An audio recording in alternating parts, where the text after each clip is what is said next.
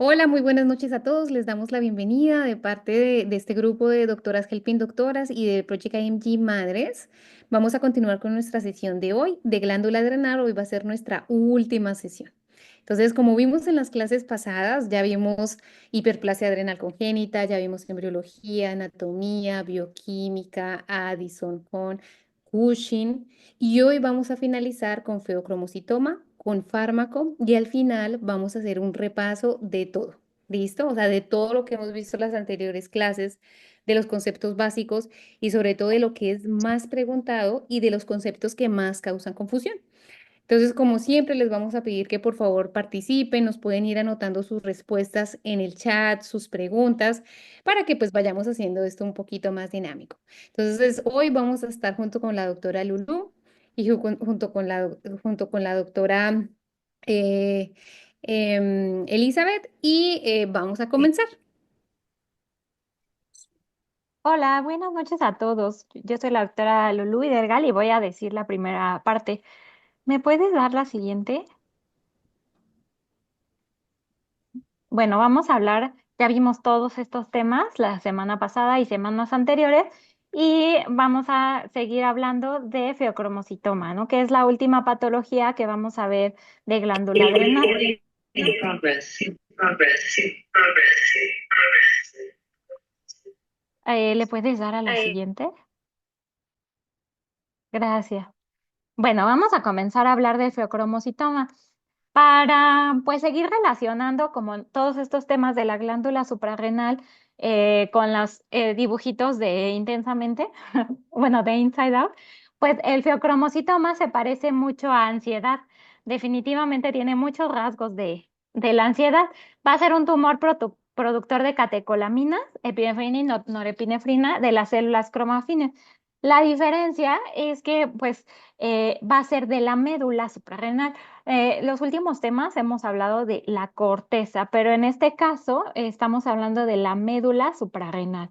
Entonces, sin embargo, el feocromocitoma es raro.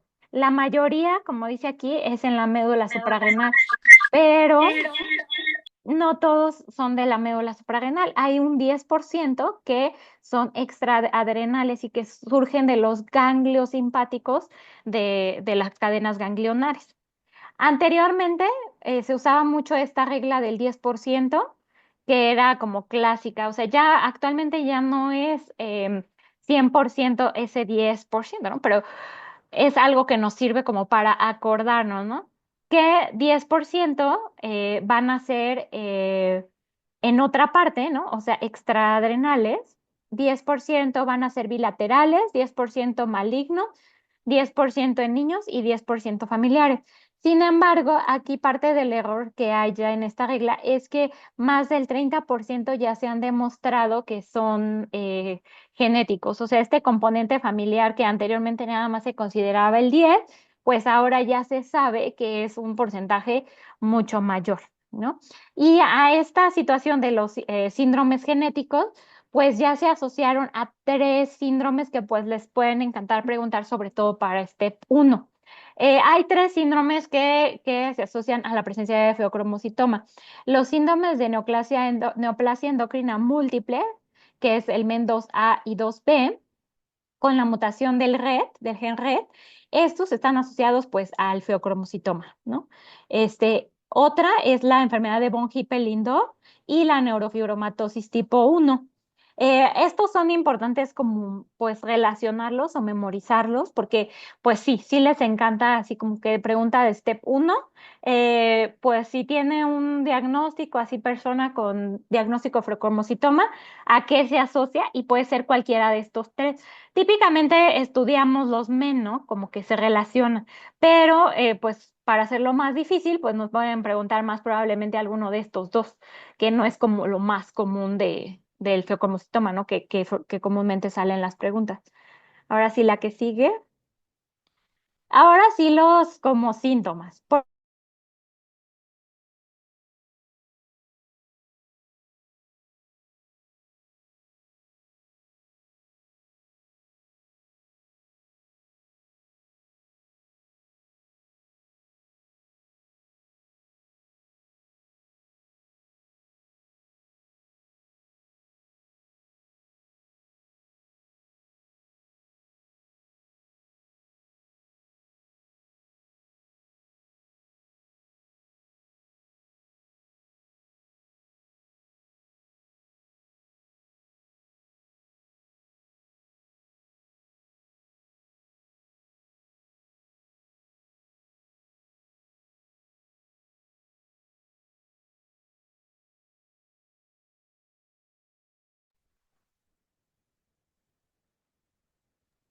Hay una disculpita. Es que se me fue la luz, pero ya conecté los datos, se fue el internet. Eso de vivir en Latinoamérica, se va mucho la luz. Perdón.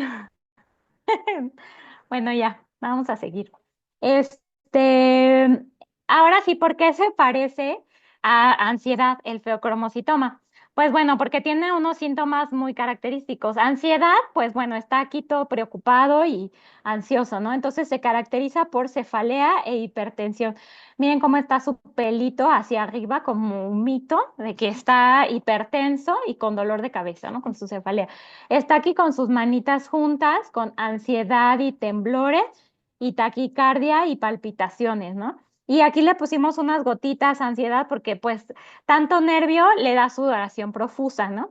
Entonces, ahora, es importante saber qué tipo de efecto adrenérgico es cada uno. Por ejemplo, aquí yo puse en rojo la cefalea y la hipertensión porque este efecto va a ser un efecto alfa 1. Como se producen las catecolaminas, van a hacer estímulos en diferentes receptores y el estímulo sobre los receptores alfa 1 va a ocasionar la vasoconstricción que genera pues un aumento de las resistencias vasculares periféricas e hipertensión y cefalea. Entonces, la respuesta, si les preguntan, es por estímulo alfa 1, ¿no? Este síntoma, ¿no? Ahora, la taquicardia y las palpitaciones, bueno, taquicardia que a lo mejor te lo refieren en la frecuencia cardíaca elevada o algo subjetivo, ¿no? Como que el paciente dice que tiene palpitaciones episódicas. Entonces, este sería un efecto beta 1, ¿no? Directamente las catecolaminas estimulan los receptores beta 1 y los efectos beta 2 van a ser la ansiedad y los temblores que pues bueno, están aquí. Las catecolaminas estimulan los receptores beta 2 y causan hiperglucemia, ansiedad y temblores. Es difícil que pongan la hiperglucemia, ¿no? Porque no es como tan fácil de escribir en el caso.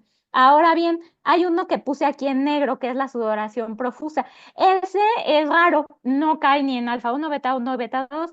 Ese es por una estimulación parasimpática preganglionar. Entonces, este a lo mejor les gusta como preguntar lo raro en los exámenes, ¿no? Típicamente, si te piden un receptor en el STEP 1, va a ser uno de estos tres y va a ser o cefalea, hipertensión, taquicardia y ansiedad, ¿no? Pero bueno, es importante saber que sí hay un estímulo parasimpático de las catecolaminas. Ahora bien, las 5 Ps, estas son como características, porque por ejemplo te ponen un caso y te van a poner un paciente que sufre de dolor, que es el pain, pero este dolor no va a ser todo el tiempo, va a quitarse y venir, es paroxístico o episódico, ¿no? No es continuo. Y aparte va a tener la presión alta, ¿no?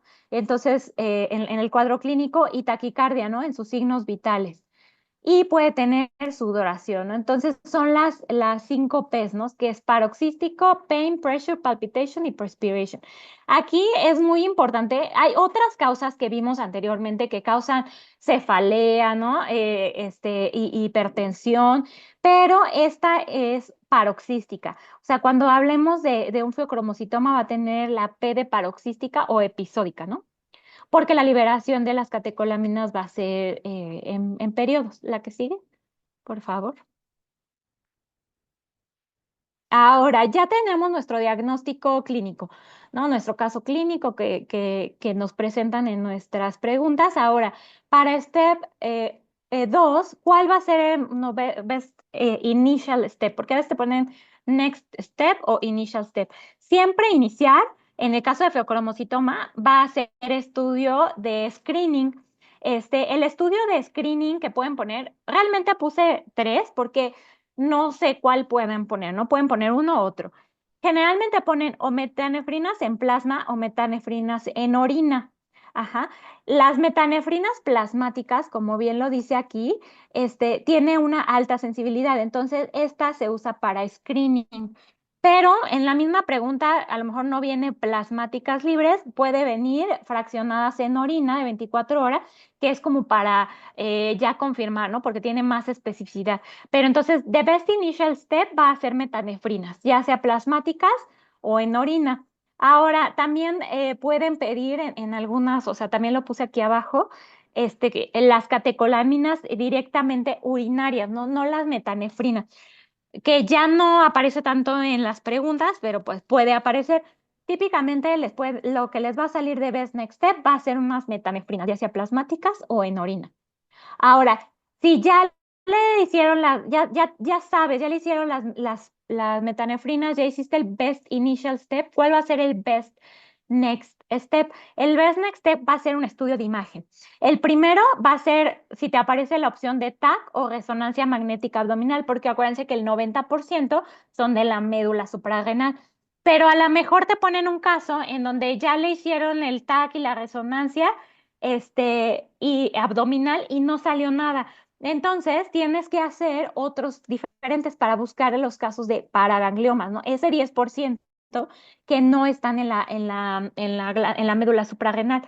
Entonces, te pueden pedir estudio de imagen de cuello, de tórax, de pelvis o una gamografía o PET, ajá, con radiomarcaje para encontrar dónde está el paraganglioma. Entonces, aquí pueden ser varias preguntas. Puede ser el best initial step, si ya lo tienes, un estudio de imagen, que el primero que vas a poner va a ser abdominal. Si ya lo tiene, va a ser cuello, tórax o pelvis, o una gamografía o PET. Ajá. Ahora la que sigue, por favor. Y muy bien, ahora el tratamiento, pues bueno, como estos son tumores, pues se opera, ¿no? Sin embargo, hay algo que les encanta como que preguntar, y lo voy a poner aquí en rojo, porque es antes de la cirugía, pero son 1 a 2 semanas antes, o sea, mucho tiempo antes, les vas a tener que hacer un bloqueo alfa irreversible con fenoxibenzamina o doxazocina, que son bloqueadores alfa 1, ajá, para que no haya em, al momento de que están retirando como que el tumor, este exceso de catecolaminas y puedan generar un efecto alfa 1 excesivo, que acuérdense que se causa hipertensión, ¿no? Entonces puede haber una hipertensión excesiva, ¿no? Entonces es muy importante porque les pueden decir cuál es el primer management, ¿no? Tienes que hacer un bloqueo alfa hasta 2 semanas antes de la cirugía. Ya después les puedes hacer o no el bloqueo beta. Ese solamente se decide durante la cirugía, ¿no? O sea, si durante la cirugía hay taquicardia, les das el beta. El que es la respuesta correcta es el bloqueo alfa. Ajá. Y después, pues ya, lo opera, ¿no? Le hace su resección laparoscópica del tumor suprarrenal y te pueden pedir este monitoreo postoperatorio de metanefrina y pues el estudio genético, ¿no? Si se sospecha neurofibromatosis o MEN o von Hippel-Lindau. ¿Ok? Ahora la que sigue, por favor. Y ahora vamos a hacer una mini pregunta, USMLE, que sería, un hombre de 35 años con antecedentes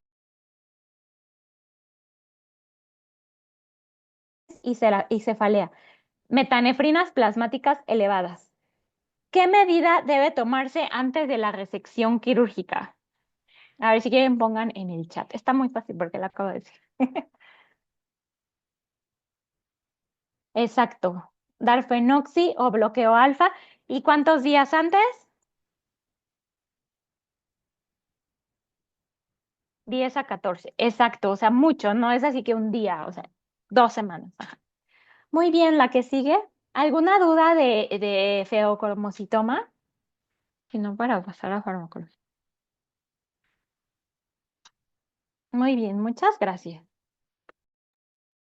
Bueno, ahora de que ya hablaron bastante de la glándula adrenal, ahora vamos a tocar un poquito el tema de lo que es farmacología asociado con esto. ¿Podemos ir a la siguiente, por favor? Entonces, algo que nos tiene que quedar claro es lo que es el eje renina-angiotensina-aldosterona, más porque la aldosterona es, por así decirlo, la persona importante de todo esto.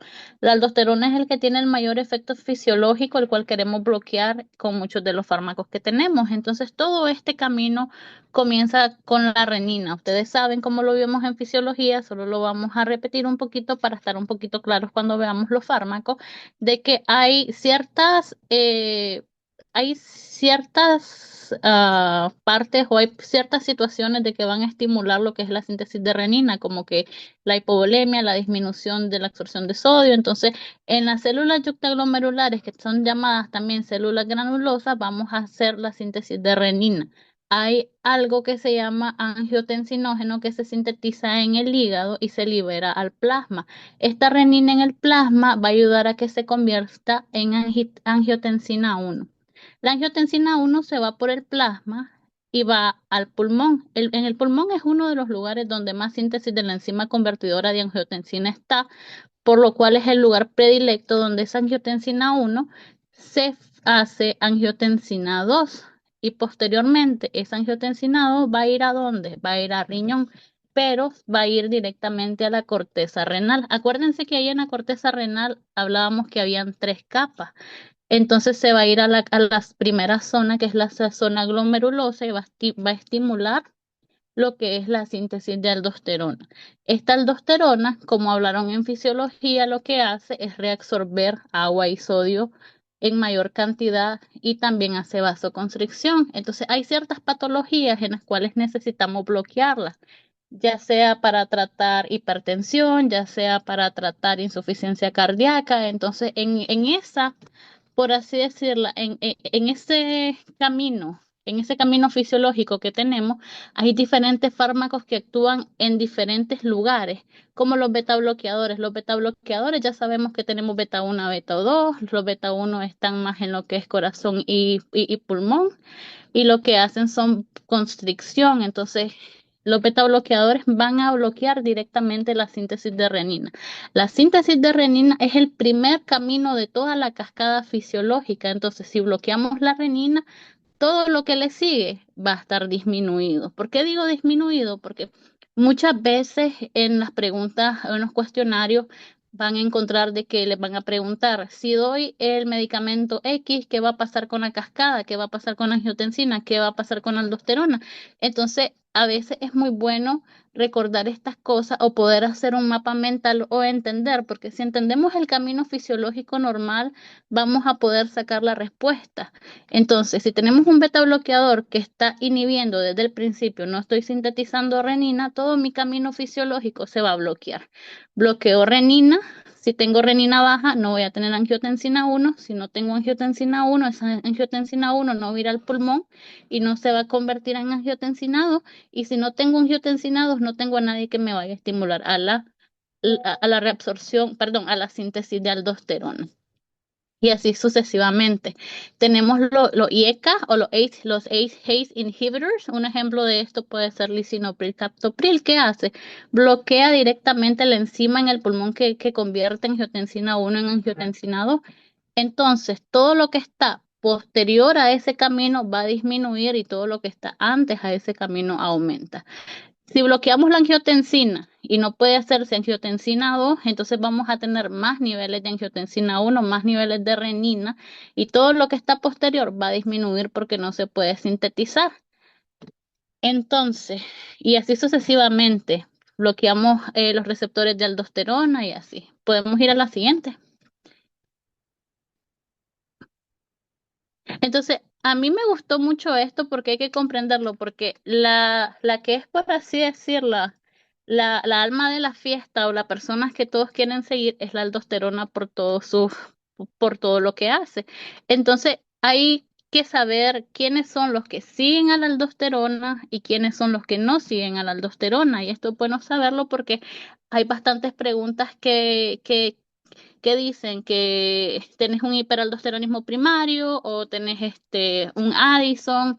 ¿Qué pasa si los niveles de aldosterona están muy altos? ¿O qué pasa si los niveles de aldosterona están muy bajos? Entonces tenemos que, o al menos a mí se me hizo bastante sencillo verlo así. Los seguidores, el séquito de la aldosterona, todos aquellos que quieren ser como la aldosterona y caminan los mismos pasos de la aldosterona. Y esto es el sodio, el pH, el bicarbonato y el cortisol, que fisiológicamente normalmente siguen el camino. Si tengo un hiperaldosteronismo primario, voy a esperar que estos estén elevados también.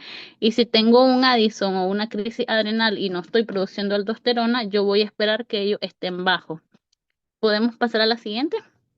Ahora, así como tenemos seguidores, personas que siguen el flujo o que siguen el camino a la aldosterona, tenemos otros que van en contra que hacen extremadamente lo contrario a la aldosterona. Y en eso tenemos lo que es el potasio y la ACTH. Recordamos que una de las cosas fisiológicas de la aldosterona es que reabsorbe sodio. Reabsorbe sodio en los túbulos y para reabsorber sodio necesito sacar potasio. Entonces, por eso es que ellos son inversamente proporcionales. Si la aldosterona está baja y estoy reabsorbiendo más sodio, significa que estoy ganando más sodio a expensas de sacar más potasio. Igual con la ACTH, porque dijimos de que el cortisol seguía a la aldosterona. Entonces, si yo tengo la aldosterona alta y tengo bastante cortisol, ese me va a hacer un feedback negativo a la ACTH y por ende la ACTH me va a bajar. Vámonos a la siguiente. ¿Quién quiere leer el primer caso clínico?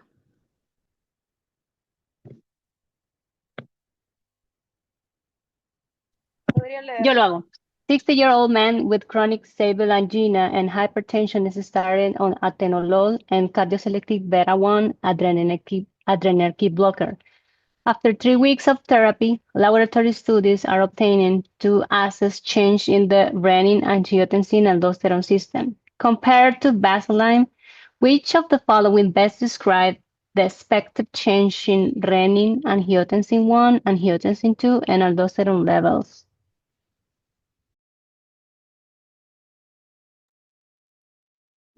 ¿Cuál piensa usted, doctora, que podría ser la respuesta?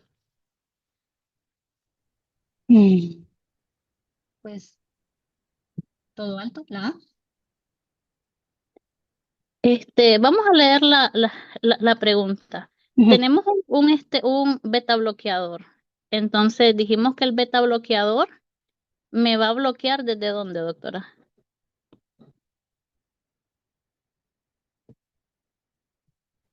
Renina. Pablo, que era la Sí. renina. Sí, entonces nos va a bloquear renina. Y dijimos que la renina es el comienzo de toda nuestra cascada fisiológica. Entonces, si no tenemos renina, no podemos tener angiotensina 1, ni 2, ni aldosterona. Entonces, si bloqueamos directamente la renina y no sacamos renina, todo nuestro camino va a estar bajo. Entonces, sí es la B. Podemos pasar a Ajá, la sí, sí, sí. siguiente. Entonces, como el atenolol es un beta bloqueador, recordemos que hay beta 1, beta 2, beta 1 selectivos. La forma más moderna de reconocerlo es el sufijo LOL o LOL. Entonces, lo que hacen es que bloquean directamente lo que es la renina.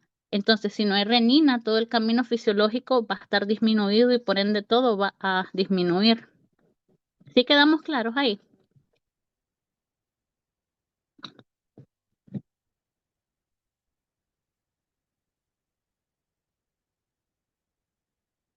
Ok, podemos pasar a la siguiente. ¿Quién quiere leer esta? A mí me gustaría leerlo. A 55-year-old man with hypertension and early diabetic nephropathy is started on captopril. After 2 weeks of therapy, follow-up labs are obtained to monitor the effects of the drug. Compared to baseline, which of the following patterns is most likely observed in his plasma levels? Bueno, el captopril sé que es un ACE inhibitor, entonces va a actuar a nivel de la enzima convertidora de angiotensina. La renina va a estar alta, la angiotensina 1 va a estar alta, la angiotensina 2 en cambio y la aldosterona van a estar bajas, así que sería la C. ¿Podemos pasar a la siguiente? Sí, es como dijo la doctora, ya sabemos de que el punto clave es dónde actúa, dónde se da el corte. Como el corte se da en la A, en la A es un ACE inhibitor, entonces no se convierte en angiotensina 2 en angiotensina 1 en angiotensina 2. Por ende, todo lo que va después de la angiotensina 1 va a disminuir y todo lo que está atrás aumenta. Entonces, va a haber aumento de la renina porque va a haber un feedback negativo, porque igual va a seguir la señal que necesitan más aldosterona, pero no se va a poder sintetizar aldosterona. Pasamos a la siguiente. ¿Quién, quién puede leer esta, por favor?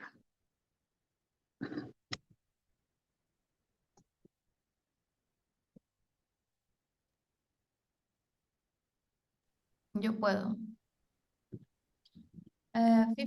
8-year-old woman with hypertension and proteinuria chronic kidney disease is started on losartan, an angiotensin II receptor blocker.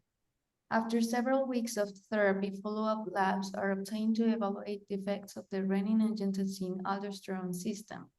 Compared to baseline, which of the following changes in plasma levels of renin, angiotensin I, angiotensin II, and aldosterone are most likely? Pues en el mismo orden de ideas que la pregunta anterior, el losartán inhibe la conversión de angiotensina 2 a aldosterona, entonces estaría elevado renina, angiotensina 1, angiotensina 2 y la aldosterona estaría disminuida, entonces sería la A. ¿Podemos pasar a la siguiente?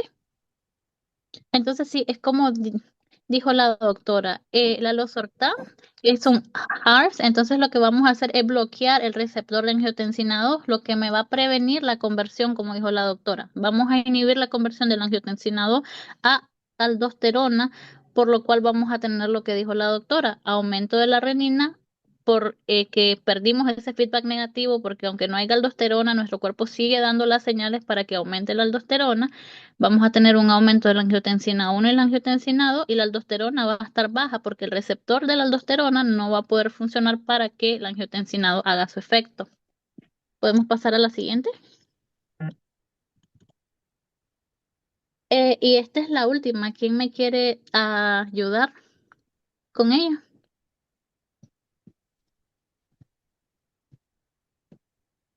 Yo la leo si quieren. ¿Me escuchan bien? Sí, gracias. Okay. This 40 years old man with a high blood pressure is starting on spironolactone. After a few weeks, his blood pressure improved and lab test shows a slightly higher potassium levels. Bueno, spironolactona. Esa actúa en el último pedacito del diagrama, entonces estaría todo arriba, que sería la A, ¿verdad? Renina arriba, angiotensina arriba, angiotensina 1, angiotensina 2 y aldosterona. La respuesta sería la A. Sí, podemos pasar a la siguiente. Entonces sí, ya sabemos de que el espironolactona es uno de los fármacos que se encarga de ser antagonistas de los receptores mineralocorticoides, o sea, la aldosterona, que va a bloquear el efecto de ella en la nefrona distal. Entonces, esto va a ser como dijimos, si no tenemos aldosterona, va a haber un aumento de renina, por lo que el cuerpo va a pensar de que tiene una pérdida de volumen. Eso lo que va a conseguir es que haya más angiotensina 1 y más angiotensina 2 y va a haber aldosterona porque sí se va a poder sintetizar aldosterona. El problema es que como el receptor donde ella hace su efecto fisiológico va a estar bloqueado, por lo cual el efecto fisiológico de esta está antagonizado, o sea, está bloqueado. ¿Quedamos claros con esto?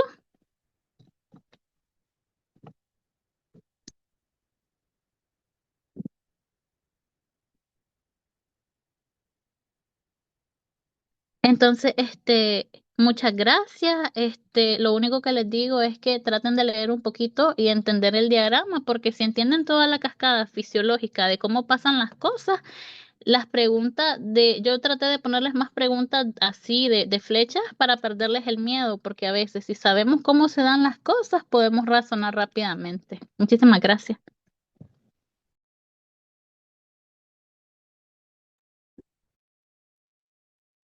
Listo, bueno, pues muchísimas gracias a las doctoras y vamos a continuar con el repaso y en este repasito, pues ya va a ser de todo lo que hemos visto en las últimas clases. Entonces, por favor, participen en el chat, inclusive si quieren prender su micrófono también está bien. ¿Listo? Bueno, siguiente, por favor.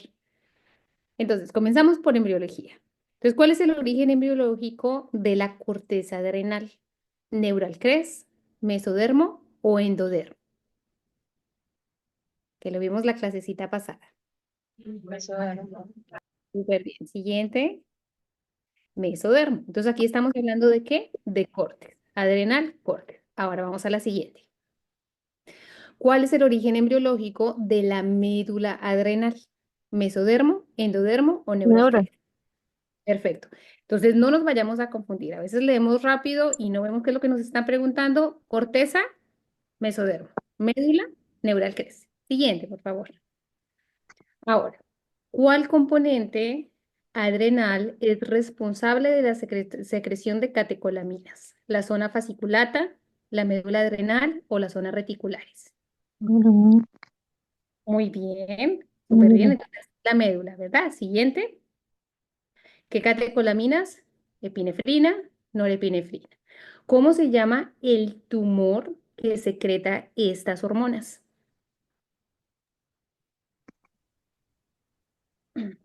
¿Cómo se llama? Perfecto, muy bien. Feocromocitoma, que nos lo explicó ahorita la doctora Lulu. Ahora, ¿cuáles son los tres síndromes que tienen feocromocitoma?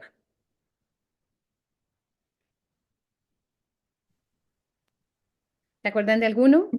Von Hippel-Lindau. Men 2A, 2B. Con Hippel-Lindau. Perfecto. Entonces, Mendozaid B, von Hippel-Lindau y Neurofibromatosis también. Sí, súper bien. Entonces recordemos, Mendozaid 2B, von Hippel-Lindau y neurofibromatosis tipo 1. Siguiente. Bueno, entonces aquí nosotros estamos viendo las glandulitas. Lo que nosotros vemos en esta zona es la parte más externa y lo que vemos acá es la parte más interna. ¿Qué es lo primero que tenemos? La cápsula, que bueno, esta prácticamente nunca no la preguntan. Después tenemos la corteza y después tenemos la médula. Y es importante que nos aprendamos el orden porque sí lo preguntan. En este punto sí lo preguntan. Entonces, ¿cuál es la primera? Glomerulosa. Segunda, fasciculata. Y tercera, reticulares. Personalmente, yo como me acuerdo, yo siempre pienso en el jefe. G, glomerulosa, F, fasciculata, R, reticulares. Y también está este que es el que viene en los libros, que entre más profundo, más dulce, ¿verdad? ¿Por qué? Porque aquí tenemos el sodio, o sea, la sal. Después tenemos los glucocorticoides como el cortisol y por último las hormonas sexuales que son las más dulces, ¿verdad? Y por último tenemos la médula, que en la clase pasada pues vimos cómo se ven histológicamente. Siguiente, por favor. Entonces, aquí vemos el cuadrito de las diferentes enzimas que interfieren en la corteza. Entonces dijimos, en la glomerulosa, ¿cuál es la principal enzima que se va a producir? Aldosterona. Siguiente, por favor. Muy bien. En la fasciculata, Cortisol. cortisol. Y en reticulares, La 11 hidroepiandrostenediona, ¿no? y los andrógenos. Aquí nos ponen testosterona. Perfecto. Vamos con la siguiente. Ahora, ¿cuál zona de la corteza produce aldosterona? ¿Glomerulosa, fasciculata o reticulares? Glomerulosa. Vemos aquí jefe. Perfecto. Siguiente. ¿Cuál es el principal estimulador para la liberación de cortisol de forma normal? A, ACTH, B, sodio sérico o C, angiotensina 2. Cortisol. Muy bien. Siguiente. Siguiente. Y aquí recordamos nuestro eje, ¿verdad? En el hipotálamo, producción de CRH, en la hipófisis anterior de ACTH y por último, en la glándula adrenal. ¿En qué parte? Médula o corteza, corteza. ¿En qué parte? Fasciculata, cortisol. Siguiente, por favor. Ahora, ¿cuál es el principal estímulo para la liberación de aldosterona de forma normal? A, ACTH, B, sodio sérico o C, angiotensina 2. ¿Cuál escogerían ustedes?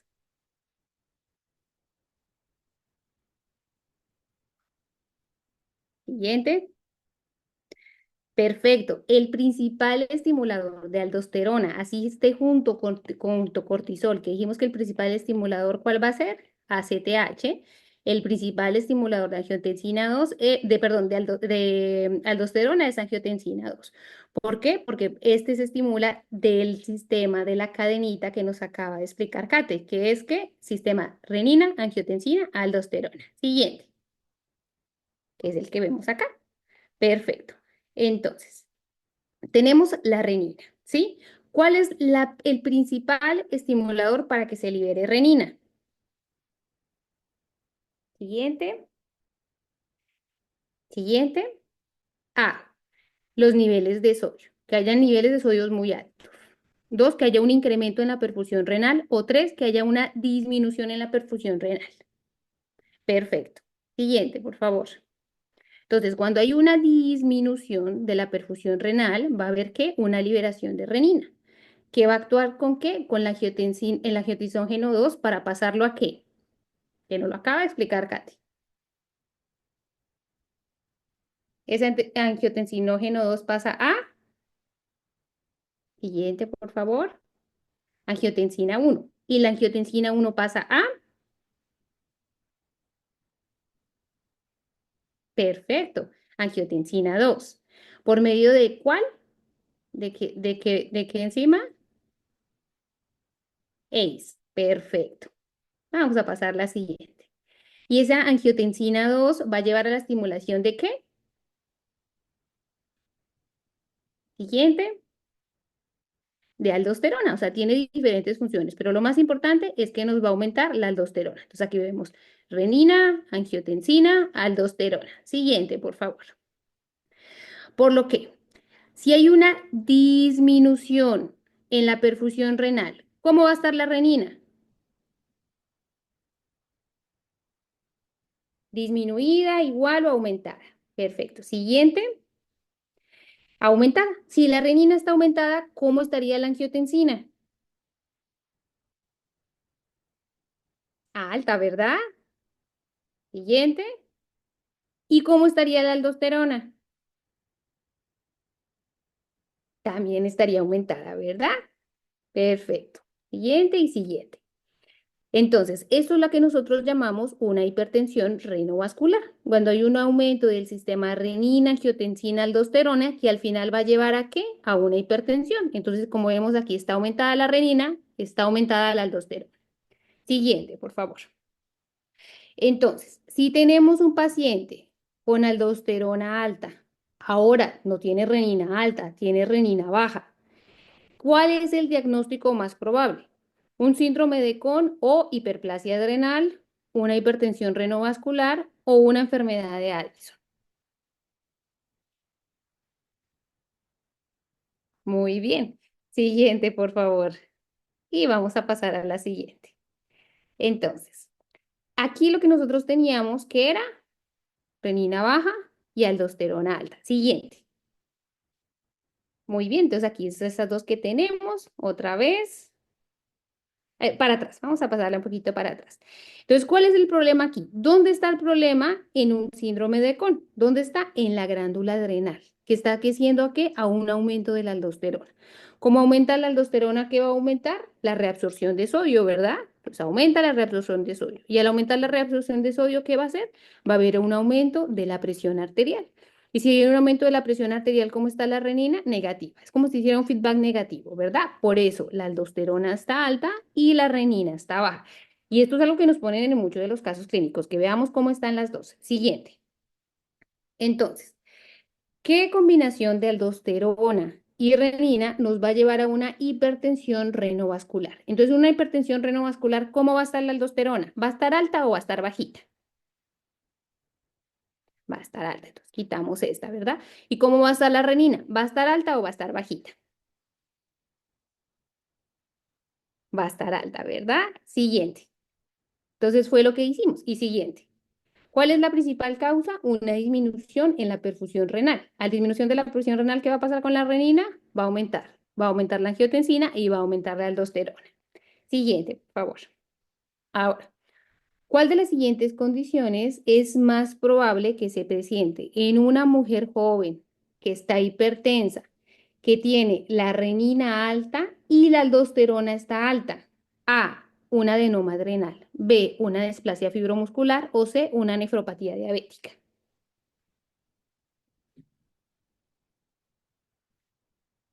B, muy bien. Siguiente, por favor. Y siguiente.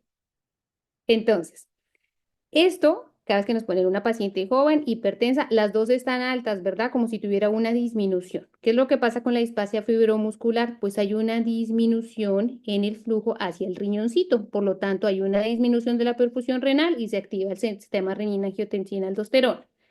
Ahora, si nos presentan el mismo caso, Pero ahora no es una mujer joven, ahora es un adulto mayor de 50 años y adicionalmente tienes factores de riesgo para enfermedad cardiovascular y nos dicen que tiene la renina alta y que tiene la aldosterona alta. ¿Cuál es el diagnóstico? Perfecto, una arterial stenosis. Vamos a ir a la siguiente.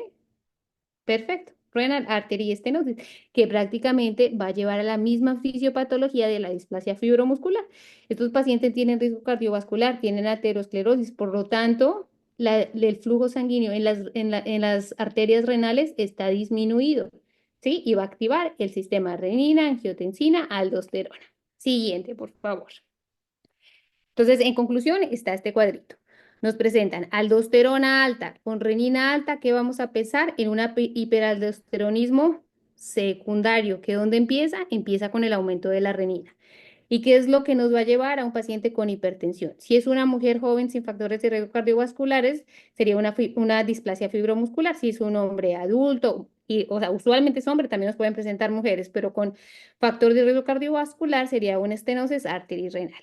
Ahora, por el contrario, si nos presentan un paciente con una aldosterona alta, pero una renina baja, sería un hiperaldosteronismo primario. Recuerden que el primero que va a aumentar es este. Aquí era este.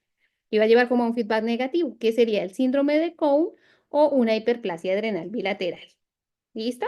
Siguiente, por favor. Ahora, continuando en fisiología, vamos a ver, a recordar lo que nos explicó Kate. Entonces, ¿cuáles son los efectos de la aldosterona normalmente? La aldosterona aumenta o disminuye el sodio.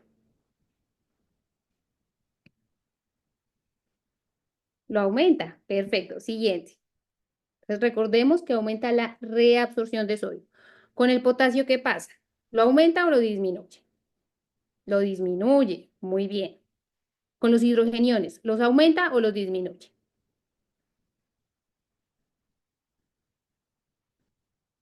Siguiente. Los disminuye. Los disminuye. Estos van juntitos. Bueno, estos van juntitos. Con el bicarbonato, ¿lo aumenta o lo disminuye? Lo aumenta. Perfecto. Y se aumenta el bicarbonato y bajan los hidrogeniones, ¿qué pasa con el pH? ¿Aumenta o disminuye? Muy bien, entonces aumenta. Entonces, así como nos dijo Kate, prácticamente la aldosterona, los seguidores van a ser todos menos el potasio y los hidrogeniones. ¿Listo? Todos estos van a ser seguidores y estos van a ser haters. Y esto nos va a ayudar para contestar las siguientes preguntas. Entonces, van siempre a la par. Siguiente, por favor. Entonces, aquí vemos. Hablando de una insuficiencia adrenal, recuerden que una insuficiencia adrenal no nos está funcionando nuestra glándula adrenal específicamente. Cuando nosotros hablamos de insuficiencia adrenal, hablamos de córtex. ¿Listo? Puede ser primaria, cuando el problema ¿dónde es? En la glándula. Secundaria, cuando el problema es en la hipófisis, o sea, en la CTH. Y terciaria, cuando es en el hipotálamo, o sea, específicamente con la CRH. Primaria, secundaria y terciaria. Vamos de abajo para arriba. Siguiente. Y aquí vemos las diferentes causas. Entonces, primarias, causas primarias. Cuando el problema es aquí en la glandulita, ¿sí? Problema en la glándula, que es lo que nosotros llamamos enfermedad de Addison. ¿Qué es lo más común? Que sea autoinmune. Por esto, la mayoría de los casos clínicos que nos van a preguntar son con pacientes que presentan una insuficiencia adrenal primaria por una enfermedad autoinmune, es decir, tiene antecedentes de otras enfermedades autoinmunes. Esto en países desarrollados, en vía de desarrollo sería la tuberculosis. Otra que nos preguntan mucho es la hemorragia adrenal, que es una causa aguda de insuficiencia adrenal o el síndrome de Waterhouse-Friedrich. ¿Cómo no lo van a presentar? Un paciente séptico, ¿listo? ¿Por qué microorganismo? Muy, Meningococo. muy Neisseria meningitis. en seria meningitis. Y lo otro es la hiperplasia adrenal congénita, que de eso ya tuvimos clasecita. Desde el videito ya lo pueden ver en YouTube, como prácticamente de todas las enfermedades de las que nosotros estamos hablando. Entonces, si nosotros tenemos una insuficiencia adrenal primaria, ¿cómo va a estar el cortisol? ¿Va a estar alto, va a estar bajo o va a estar normal?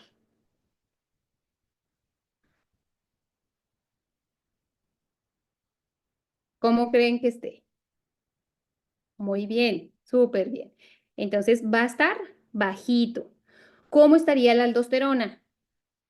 ¿Estaría alta, estaría baja o estaría normal? Perfecto, estaría baja. Entonces, aquí está el problema, pues prácticamente todas las hormonas que se producen en el córtex, todas van a estar disminuidas. Pero ¿qué es lo que más nos van a poner? ¿Qué nos causan síntomas? Cortisol y aldosterona. Pues realmente las hormonas sexuales no nos las ponen en los casos clínicos, pero también tendrían que estar disminuidas. Siguiente, por favor. Ahora, una secundaria. ¿Dónde dijimos que es la secundaria? Hipófisis anterior. La mayoría de casos clínicos, ¿qué va a ser? Con síndrome de Sheehan. ¿Qué es el síndrome de Sheehan? ¿Cómo no lo van a poner? Entonces, realmente es una paciente puérpera, ¿sí? Que tuvo antecedente de una hemorragia posparto y que ya no puede lactar, ¿sí? ¿Por qué? Porque es exactamente, tiene una disminución en todas las hormonas que se producen en la hipófisis anterior, incluida ¿cuál? La prolactina. Ahora, si el problema está aquí, ¿cómo estaría la ACTH? ¿Estaría alta, estaría bajita o estaría normal?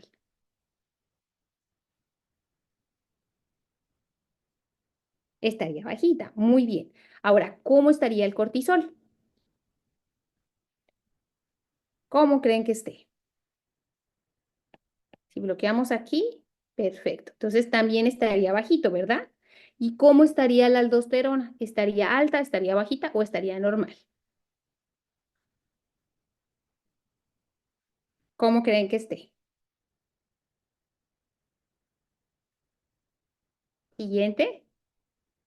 Perfecto, estaría normal, estaría normal. Recuerden que la aldosterona se regula ¿por qué? Por el sistema RAS, el sistema renina, angiotensina, aldosterona. Entonces, en este caso, y es algo que es súper, súper confuso para contestar las preguntas en el momento del examen. Pensamos, ahí no hay como un feedback positivo, no hay una interacción de la CTH al cortisol, va a disminuir todo, no. La aldosterona no se va a disminuir porque se regula el sistema renina, angiotensina, aldosterona. Siguiente, por favor. Ahora, una insuficiencia adrenal terciaria, donde dijimos hipotálamo. Sí, como es hipotálamo, pues va a haber una disminución de la CRH. Por lo tanto, la mayoría de casos clínicos que nos van a poner de una insuficiencia adrenal terciaria es la suspensión aguda de la terapia con glucocorticoides que se han usado de forma crónica. ¿Vale? Estas son otras causas, pero realmente no he visto que las pregunten. Siguiente. Siguiente, por favor. Entonces, dentro del diagnóstico de una insuficiencia adrenal, nosotros hacemos la prueba de estimulación con CRH, es decir, administramos CRH y vemos cómo van a responder tanto la CTH como el cortisol. Siguiente. Entonces, en un paciente sano que nosotros administramos CRH, ¿cómo estaría la CTH? ¿Estaría alta, estaría bajita o estaría normal? No cambiaría.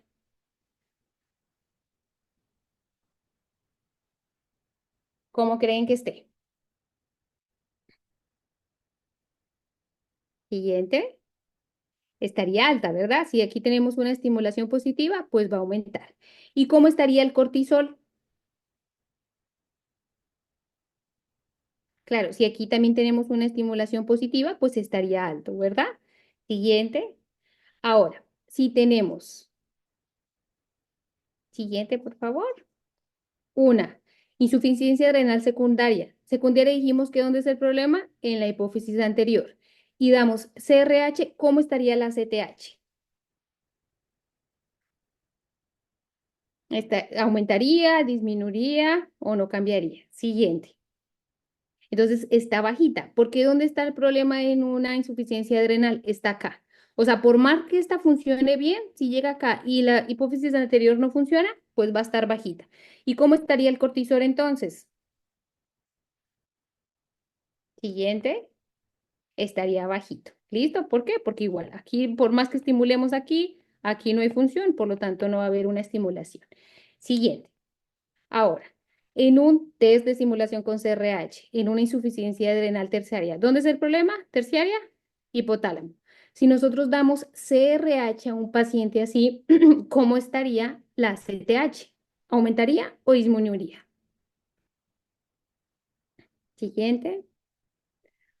aumentaría, claro, porque aquí este paciente estaba con una insuficiencia renal porque no tiene CRH y ya se la estamos dando, pues va a haber una estimulación. ¿Y cómo estaría el cortisol? Siguiente, pues también aumentaría, ¿no? De aquí para abajo ya comienza a funcionar totalmente normal. Siguiente. Ahora, vamos a ver las alteraciones bioquímicas en un paciente con Addison. Ahora, en un paciente con Addison, ¿cómo está la aldosterona? ¿Está alta o está baja? Perfecto, está baja. Entonces, si tenemos una aldosterona baja, ¿cómo estaría el sodio? ¿Alto o bajo? Bajo. ¿Por qué? Porque este es un follower, ¿verdad? Este es un seguidor. ¿El potasio cómo estaría? Alto. Súper bien. Sí, este es un hater. ¿El bicarbonato cómo estaría? Siguiente. Estaría bajo, ¿verdad? Este va igual que la aldosterona. Este lo sigue, lo sigue. ¿Y el pH cómo estaría? Muy bien, entonces estaría bajo. También es un seguidor. Entonces todos siguen. Aldosterona baja, bajo, bajo, bajo. Los dos que no lo siguen son el potasio y los hidrogeniones. ¿Listo? Siguiente, por favor. Ahora, ¿cómo podrías encontrar el potasio en una insuficiencia adrenal primaria? ¿Estaría bajo, estaría alto o estaría normal?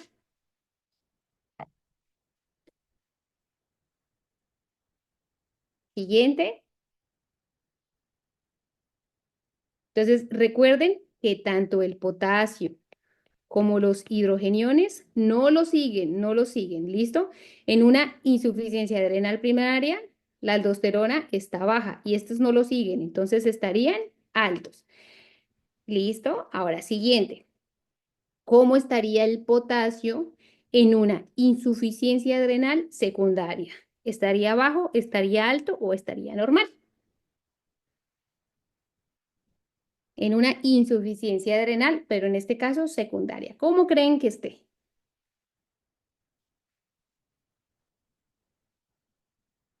¿Cuál escogerían en el momento del examen? Muy bien. Siguiente. Entonces, estaría normal, porque en una insuficiencia adrenal secundaria que dijimos que cómo está la aldosterona, que no cambia, que esta no cambia, que este viene del sistema renina, angiotensina, aldosterona. Y importante, ¿por qué? Porque vemos un paciente que nos presenta con una insuficiencia adrenal, ¿sí? Secundaria, vemos que todo está bajito y nos vamos a ir de una vez a pensar lo de los seguidores y los que no lo siguen y es muy probable que escojamos esta, pero lo más importante es que veamos la causa de esa insuficiencia adrenal. No todas se van a comportar como decimos, no sodio alto, potasio, no, no todas se comportan así, va a depender de si es secundaria, primaria o terciaria. Siguiente, por favor. Bueno, pues aquí está la explicación, ¿no? Por lo que este sigue el RAS. Siguiente. Ahora, ¿cuál es la alteración ácido-base y bioquímica en un paciente con hipertensión renovascular secundaria a una displasia fibromuscular? Entonces, decimos, bueno, tiene una displasia fibromuscular. En una displasia fibromuscular, ¿cómo está la aldosterona? ¿Está alta o está baja?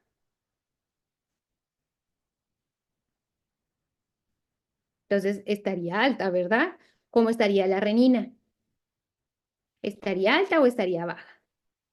Estaría alta. Entonces, si nosotros ya vemos que nos están presentando, ¿cómo lo presentan esto? Una paciente joven, sin factores de riesgo cardiovascular, hipertensa. Vemos que su aldosterona está baja, entonces, ¿cómo estaría el sodio? ¿Estaría alto o estaría bajo? ¿Verdad? Estaría alto.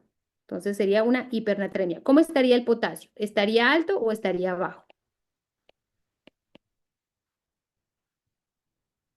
Estaría bajito, ¿verdad? Este no es un seguidor. ¿Y cómo estaría el pH? ¿El pH estaría alto o estaría bajo?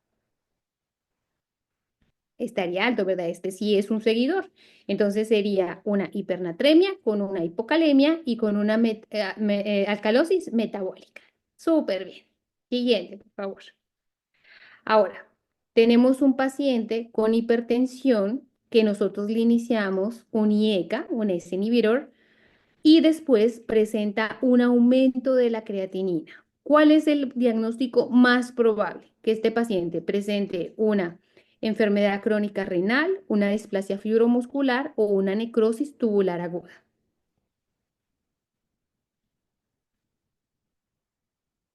¿Cuál escogerían ustedes de las tres? ¿La A, la B o la C? Vamos por la siguiente. Bueno, es la B. Esto es muy, muy característico de la displasia fibromuscular y de qué otra enfermedad. ¿Qué otra enfermedad nos da así? Un paciente hipertenso, le iniciamos ACE inhibitors y presenta aumento de la creatinina. Siguiente, por favor. De la estenosis de las arterias renales. Siguiente. Bueno, ¿y por qué? Entonces recuerden, cada vez que nos dan un paciente hipertenso que empeora su función renal después de iniciar IECAS, es porque presenta una hipertensión renovascular, muy probablemente secundaria a esto, o una displasia renovascular o secundaria a una estenosis de las arterias renales. Siguiente.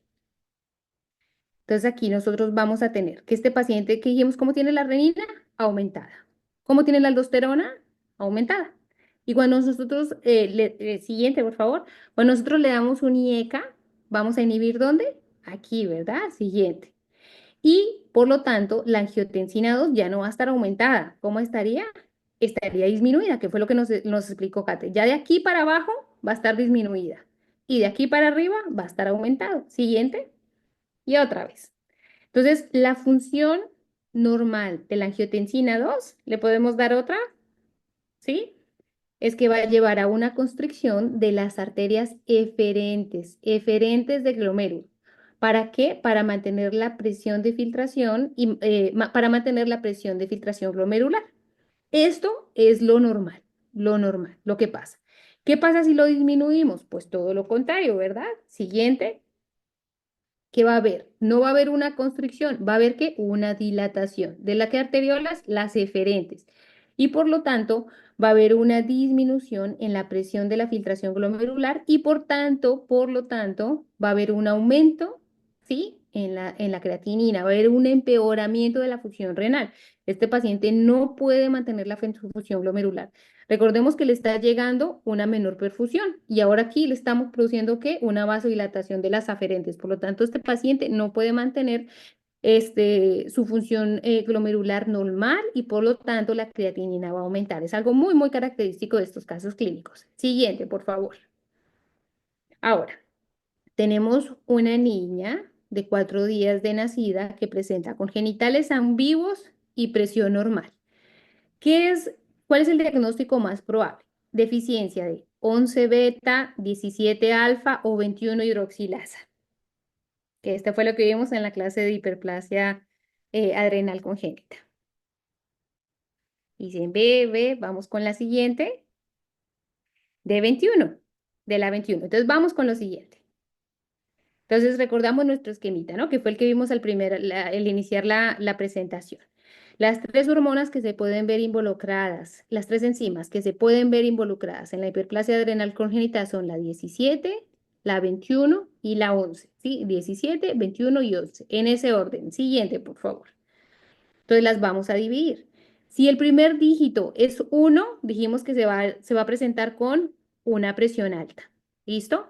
Y si el segundo dígito es 1, va a haber un aumento, recuerden, aumento de andrógenos, porque también nos pueden presentar los casos con una disminución de andrógenos. Y esos efectos en el examen físico van a depender si el caso clínico lo dan con una niña o no lo dan con un niño. Sin embargo, pues los invitamos a que vean el video de esa clase de hiperplasia adrenal congénita para que quede un poquito más clarito. Entonces aquí nos decían, este paciente tiene una presión normal, ¿verdad? Por lo tanto, no era ni esta, pero era una niña con genitales ambiguos. ¿Cuál nos queda? Nos quedaría esta. ¿Listo? Entonces así lo dividimos e inclusive si les presentan casos clínicos así, yo les sugiero que así rápido anoten 17, 21 y 11 para como que se den una idea mientras se familiarizan con estos casos clínicos. Siguiente, por favor. Ahora, tenemos una niña de 7 años que tiene hipertensión, ¿sí? y tiene datos de hiperandrogenismo, ¿verdad? Tiene vello púbico y tiene genitales ambiguos. Entonces, en este caso, ¿cuál sería la deficiencia que más probablemente, qué enzima está probablemente deficiente? ¿La 5-alfa reductasa, la 11, la 17 o la 21 hidroxilasa? B, B. Siguiente, por favor. Entonces sería la 11, ¿no? Entonces hacemos nuestra tablita. 17, 21 y 11. ¿Tiene hipertensión? Sí. Entonces tiene este puntito. ¿Tiene datos de hiperandrogenismo? Sí. Por lo tanto, tiene que estar el 1 también aquí. Y por lo tanto, este es el 11. ¿Vale? Perfecto. Entonces, como ustedes dicen, es la B. Siguiente. Ahora, ¿cuál de las siguientes va a describir lo que es una enfermedad de Cushing? Cualquier causa que nos lleve a una apariencia o un examen físico de Cushing, un tumor secretor de ACTH que esté en la pituitaria anterior o un tumor secresor de cortisol pero que esté en la glándula adrenal. ¿Cuál escogerían ustedes?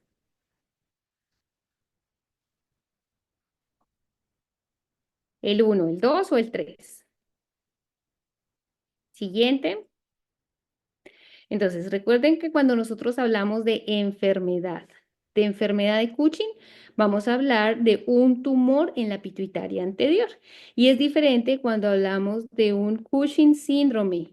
¿Listo? Cuando hablamos de un síndrome de Cushing, estamos hablando de lo que nosotros vemos al examen físico, el síndrome, las apariencias físicas, ¿no? La obesidad central, las estrías, etcétera. Por lo tanto, una causa de síndrome de Cushing, ¿qué sería?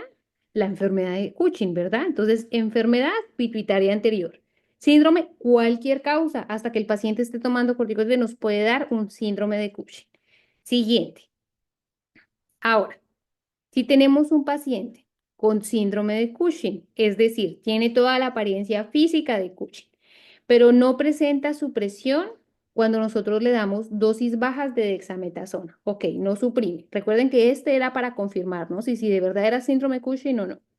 Ahora, pero sí presenta supresión cuando nosotros le damos dosis altas. Entonces, con dosis altas sí suprime, pero con este no. ¿Cuál es el diagnóstico? Uso de glucocorticoides exógenos, enfermedad de Cushing, un adenoma adrenal o una secreción ectópica de ACTH.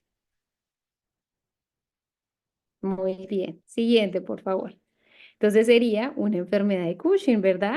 Una enfermedad. Recuerden que cuando es de nivel central, sí hace caso. Cuando es un problema, un tumor hipoficiario, sí va a hacer caso a las dosis altas de dexametasona. ¿Sí? A diferencia si es un problema ectópico. Siguiente. Ahora, tenemos un paciente. Dice, no suprime con las dosis bajas. Va, confirmamos que es un síndrome de Cushing. Presenta una ACTH alta. Ok. ¿Sí? No suprime ni a bajas ni a altas. ¿Sí? Entonces, ¿cuál es el probable diagnóstico? Una enfermedad de Cushing, un adenoma adrenal o un tumor productor de ACTH ectópico como el carcinoma de células. Entonces dijimos, ¿la enfermedad de Cushing qué es? Un tumor de la hipófisis anterior. ¿Ese responde a las dosis altas? Sí, seguimos, no, ese responde a las dosis altas, entonces eliminamos la U. Nos queda un adenoma adrenal o una producción ectópica. ¿Va? Entonces, de estos dos, ¿cuál tiene una CTH? Los dos nos van a producir, los dos puede que no respondan a dosis ni bajas ni altas. ¿Cuál va a tener unas dosis altas de ACTH? Siguiente, por favor. Sería la producción ectópica. ¿Por qué? Porque si fuera un adenoma adrenal, ¿sí? Tenemos un aumento de cortisol, que está a nivel de ¿qué? De la glándula adrenal. Esta iría a la hipófisis y haría un ¿qué? Un feedback negativo. Por lo tanto, aquí la CTH, ¿cómo estaría? La CTH estaría bajita, ¿verdad? Mientras que si una producción ectópica, por más que tú tengas alto el cortisol, pues la CTH se va produciendo porque se está produciendo es en el carcinoma, en este caso, se está produciendo es ectópicamente. Entonces, la primera parte no nos ayuda a diferenciar del 2 del 3, pero el ACTH sí nos ayuda a diferenciar y eliminaríamos este, porque aquí la ACTH dijimos que está ¿qué? Que está bajita. Siguiente. Bueno, pues muchísimas gracias a todos por acompañarnos. Ya acabamos nuestra sesión de hoy. Y con esto ya acabamos todo el repaso de glándula adrenal. Los esperamos en una próxima clase. Nos pueden escribir si hay algún tema que quieren que revisemos. Y les vamos a avisar cuando los videos de la semana pasada y de esta estén en YouTube para que los puedan repasar y revisar cuando ustedes quieran. Muchísimas gracias.